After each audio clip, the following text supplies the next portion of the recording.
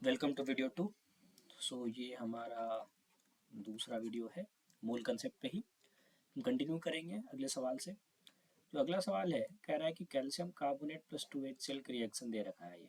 ठीक है, calcium chloride plus CO2 plus H2 और कह रहा है कि consider the above reaction, what mass of calcium chloride will be formed. Calcium chloride कितना बनेगा if 250 ml of 0.76 molar HCl reacts with 1000 gram of calcium carbonate.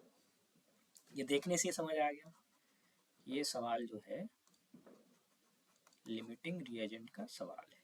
ठीक है, पहले से कंसेप्ट को समझते हैं। ठीक है, तो इस इक्वेशन को अगर हम ध्यान से देखें, क्या है, calcium carbonate solid plus 2HCl aqueous, ये दे रहा है calcium chloride aqueous plus CO2 gas plus H2। अब देखो कि कैल्शियम कार्बोनेट जो है वो एक मोल कैल्शियम कार्बोनेट एक मोल इसके 2 मोल ऑफ HCl से रिएक्ट कर रहा है। ठीक है, ओके ओके।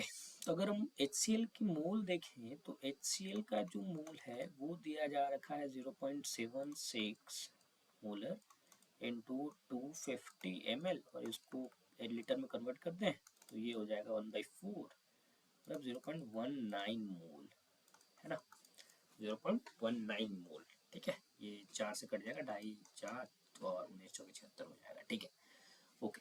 और अगर हम कैल्शियम कार्बोनेट का मोलर मास अगर हम देखें, कैल्शियम कार्बोनेट का मोलर मास क्या होगा, लगभग 40 प्लस 12 प्लस 48, 48 12 60 40 100, 100 ग्राम पर मोल। और इसकी मास दे रखा है 1000, तो यहाँ से मोल्स निकाल सकते हैं, 1000/100, तो टोटल 10 मोल आ गए हमारे पास। क्या 10 मोल क्या आ गया हमारे पास, कैल्शियम कार्बोनेट आ गया। ध्यान रखना हमारे पास जो मोल ऑफ HCl है वो 0.19 मोल है और 10 मोल हमारे पास calcium carbonate. So obviously calcium carbonate बहुत ज़्यादा हाई अमाउंट में है ना। ठीक है, ओके। जब इतना ज़्यादा हाई अमाउंट में कैल्शियम कार्बोनेट है तो ऑब्वियसली यहाँ पे लिमिटिंग रिएजेंट क्या है कि अगर ये 10 मोल के लिए 20 मोल हमारे पास HCl होना चाहिए था, लेकिन हमारे पास HCl कितना है, 0.19 मोल है, बस 0.19 मोल ही है ना। तो इसका मतलब कि अब HCl लिमिटिंग रिएजेंट है तो HCl डिसाइड करेगा कि कैल्शियम कार्बोनेट कैल्शियम क्लोराइड कितना बनेगा, है ना।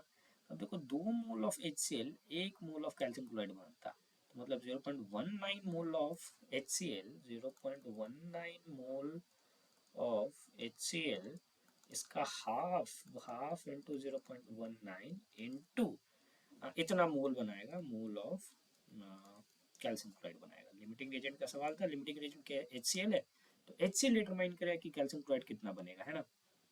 ठीक है, तो ये हम समझ गए।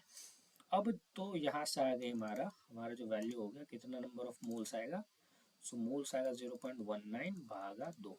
अब इसका मोलर मास कैलकुलेट कर लो, कैल्शियम क्लोराइड से मल्टीप्लाई कर दो तो हमको मास मिल जाएगा। तो क्या मोलर मास 40 और 71, यहाँ से 71 प्लस 40 तो 7 4 11, है ना, और इंटू 0.19/2। तो इसको अगर कैलकुलेटर से कैलकुलेट कर ले, 111 इंटू 0.19 अगर दे तो 10.545, तो करेक्ट आंसर हमारा सी है। ठीक है, ओके। ये वेरी इजी क्वेश्चन था, बहुत आसान क्वेश्चन था, ये लिमिटिंग रिएजेंट का सवाल था, ये जे मेंस का आया हुआ सवाल है। ठीक है, ये लिमिटिंग रिएजेंट सिर्फ जे मेंस का फेवरेट नहीं है, जे एडवांस का भी फेवरेट है। लिमिटिंग रिएजेंट पे जे एडवांस भी सवाल पूछता है। ओके, अब हम नेक्स्ट सवाल पे चलते हैं। ये सवाल जो है, ये सवाल हम ऑलरेडी पिछले वीडियो में डिस्कस कर चुके हैं इसका कॉन्सेप्ट, लेकिन इस वीडियो में फिर से देखेंगे। ये क्या कह रहा है कि on complete combustion of an organic compound x gave CO2 and इतना ग्राम ऑफ H2O। तो इम्पेरिकल फॉर्मूला दे रखा है, इजी सवाल है, सिंपल सवाल है कि अगर कोई भी ऑर्गेनिक कंपाउंड है जिसमें कार्बन नाइट्रोजन ऑक्सीजन है तो इसको हम जनरली लिख सकते हैं CXHY एंड सो यहाँ पे इम्पेरिकल फॉर्मूला मास ही पूछा गया हमसे, तो ये और इजी है ना। CXHYOZ। तो हम सबसे पहले इनकी परसेंटेज कंपोजिशन देखते हैं कि इनकी परसेंटेज कंपोजिशन क्या है, और उस परसेंटेज कंपोजिशन से फिर हम क्या निकाल सकते हैं, इनकी मोल्स की रेशियो देख सकते हैं। ठीक है, ओके।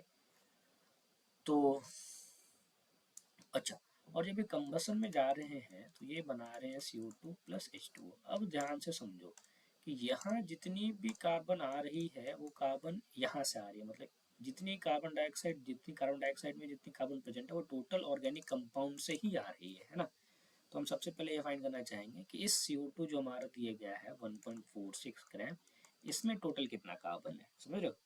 फिर उसके बाद 0.567 ग्राम ऑफ वाटर जो है, इसमें कितना टोटल हाइड्रोजन है। ओके, क्योंकि ऑक्सीजन एयर से भी आ सकती है, तो ऑक्सीजन का हमें नहीं पता, बट ऑक्सीजन की कंट्रीब्यूशन हम टोटल ऑर्गेनिक कंपाउंड के मास माइनस कार्बन का कंट्रीब्यूशन माइनस हाइड्रोजन का कंट्रीब्यूशन से ऑक्सीजन की कंट्रीब्यूशन निकाल सकते हैं। ठीक है, वही सिंपल फॉर्मूला अपनाएंगे। 44 ग्राम CO2 में क्या है, 12 ग्राम कार्बन है, तो 1 ग्राम CO2 में कितना है, 12/44 इंटू, अगर हम 1.46 देख लें, 1.46 ग्राम ऑफ CO2 में कितना हो जाएगा, 1.46 से मल्टीप्लाई कर दो, तो ये तुम्हारा दे देगा 12/44 इंटू 1.46, ये दे देगा 0.398 ठीक है, 0.398 ग्राम ऑफ कार्बन। तो इसमें इतना ग्राम ऑफ कार्बन है। ठीक है, तो हाइड्रोजन उसी तरह कैलकुलेट कर सकते हैं। 18 ग्राम वाटर में हमारे पास 2 ग्राम हाइड्रोजन है, 1 ग्राम वाटर में हमारे पास 2/18, और अगर हमारे पास 0.567 ले लें ग्राम वाटर में हमारे पास 2/18 इंटू 0.567, तो ये हम डिवाइड कर सकते हैं 0.567 डिवाइडेड बाई 9, ये आ जाएगा 0.063 ग्राम, 0.063। ठीक है, तो ये हमारा हाइड्रोजन निकल गया कि हाइड्रोजन कितनी कंट्रीब्यूशन है और कार्बन कितनी कंट्रीब्यूशन है, और तो ऑक्सीजन की कितनी कंट्रीब्यूशन होगी, तो हम सब्ट्रैक्ट कर सकते हैं 1 माइनस 0.398 माइनस 0.063, है ना। तो ऑक्सीजन की कंट्रीब्यूशन निकल जाएगी 1 माइनस 0.398 माइनस 0.063। ठीक है, तो ये आ जाएगा हमारा 0.539। ठीक है, ओके, ठीक है। तो अब हम इसको थोड़ा इधर करें, हमारे पास कार्बन, हाइड्रोजन और ऑक्सीजन तीनों की मासेस पता है। ठीक है, तीनों का मासेस हमें पता है, कितना है 0.398 और हाइड्रोजन के हमें पता है, हाइड्रोजन के 0.063, हाइड्रोजन की है 0.063 एंड ऑक्सीजन की है 0.539। ओके, अब इनको हम मोल्स में कन्वर्ट कर देते हैं। ठीक है, इनको मोल्स में कन्वर्ट करके रेशियो ले लेंगे तो इजी रहेगा। तो इतना कार्बन इसको मोल में कन्वर्ट करो, 12 से डिवाइड कर दो, तो 0.398 डिवाइडेड बाई 12, ये आ जाएगी 0.033, ये हो जाएगी 0.063। ठीक है, और ये जो है 0.539 डिवाइडेड बाई ऑक्सीजन के 16 हो गए, इसको डिवाइड करो 0.033। अब CHO का अगर तुम सिंपलेस्ट रेशियो देखो तो सिंपलेस्ट रेशियो क्या है, सिंपलेस्ट होल नंबर रेशियो देखना, तो 1:2:1 है, 1:2:1 है, मतलब CH2O। ये हमारी इंपेरिकल फॉर्मूला हो गई। तो हम यहाँ से इसका तुरंत इंपेरिकल फॉर्मूला मास कैलकुलेट कर सकते हैं। क्या हो जाएगा, कार्बन 12, हाइड्रोजन 2, 14 और 16 ये, तो ये क्या होगी 30 के अंदर हो जाएगी C। ठीक है, ओके, बहुत अच्छा सवाल था ये। तो इस तरह का अगर सवाल आपको दिखे तो आप इसको ऐसे कैलकुलेट कर सकते हैं। ओके, अब जो हमारा नेक्स्ट सवाल है, ये भी बड़ा इंटरेस्टिंग सवाल है। तो नेक्स्ट सवाल को अगर देखें, नेक्स्ट सवाल कह रहा है कि density of 3 molar NaCl solution दिया हुआ, हमारे पास डेंसिटी दिया हुआ है, मोलैलिटी पूछ रहा है हमसे। ठीक है, इसको कैसे बनाएंगे, पहले मोलैलिटी और डेंसिटी को समझते हैं। डेंसिटी है क्या, डेंसिटी क्या कह रहा है, डेंसिटी क्या होता है, डेंसिटी होता है मास बाय वॉल्यूम। ठीक है, ओके। मोलैलिटी हमें समझना है, मोलैलिटी की डेफिनेशन क्या होती है, ये होती है number of moles of solute और हम भाग दे देंगे mass of solvent in kg। ठीक है, तो मोलैलिटी की डेफिनेशन ये होगी कि आपको number of moles of solute चाहिए और उसको डिवाइड करो mass of solvent in kg से, और डेंसिटी मास बाय वॉल्यूम होती है। ठीक है, हमारे पास डेंसिटी दे रखा है 1.25 ग्राम पर ml, हमें मास नहीं पता। अगर हम वॉल्यूम एज्यूम कर सकते हैं कि मान लो 1 लीटर का वॉल्यूम अगर हमने लिया है, 1 लीटर सॉल्यूशन है हमारे पास, तो हमारे पास टोटल मास कितना हो गया, मास क्या हो जाएगा 1250 ग्राम हमारे पास मास है, और वॉल्यूम ऑफ सॉल्यूशन हमने क्या एज्यूम किया, 1000 ml। ठीक है, 1250 है, ओके।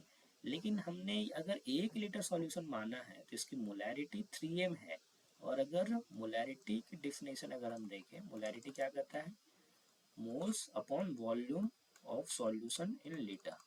तो हमने वॉल्यूम ऑफ सॉल्यूशन कितना मान लिया, 1 लीटर मान लिया, तो नंबर ऑफ मोल्स मोलैरिटी के बराबर हो जाएगा। तो हमारे पास 3 मोल्स ऑफ क्या है, NaCl है। गुड। तो हमारे पास अगर 3 मोल्स ऑफ NaCl है तो हम इसकी मास निकाल सकते हैं। तो मास ऑफ NaCl क्या हो जाएगा, मास ऑफ NaCl हो जाएगा 3 into molar mass of NaCl, तो 23 प्लस 33, इसकी हो जाएगी 35.5, तो ये हो जाएगा 5 3 8 58.5 इंटू 3। ठीक है, तो ये निकल के आएगी 3 इंटू 58.5, 58.5, ये निकल के आएगी 175.5। ठीक है, इतना ग्राम हमारे पास क्या है, NaCl, मतलब ये हमारी सॉल्यूट की वेट हुई, सॉल्यूट की मास हुई। ओके, ठीक है। अब हमें क्या चाहिए, mass of moles of solute, तो हमारे पास 3 मोल ऑफ सॉल्यूट है। Mass of solvent in KG, mass of solvent कितना है हमारे पास, सॉल्यूशन की वेट 1250 थी, सॉल्यूट जो है 175.5 है, और इसको केजी में करना है तो 1000 से डिवाइड दे दो। ठीक है, तो अब इसको सॉल्व करें, 1250 माइनस 175.5, तो ये आ जाएगा 1074.5, इसको 1000 से भाग दे दो तो ये आ जाएगी 1.0745, तो आ जाएगा 3 डिवाइडेड बाई 1.0745, और अगर हम इसको कैलकुलेट करें 3 डिवाइडेड बाई 1.0745, तो ये आ जाएगी 2.79। तो हमारे पास जो वैल्यू हो जाएगी 2.79 मोलर हो जाएगी, तो आंसर हमारा ए हो जाएगा, है ना। ओके, तो इस वीडियो में यहीं तक, फिर हम नेक्स्ट वीडियो में और आगे के सवाल ट्राई करेंगे।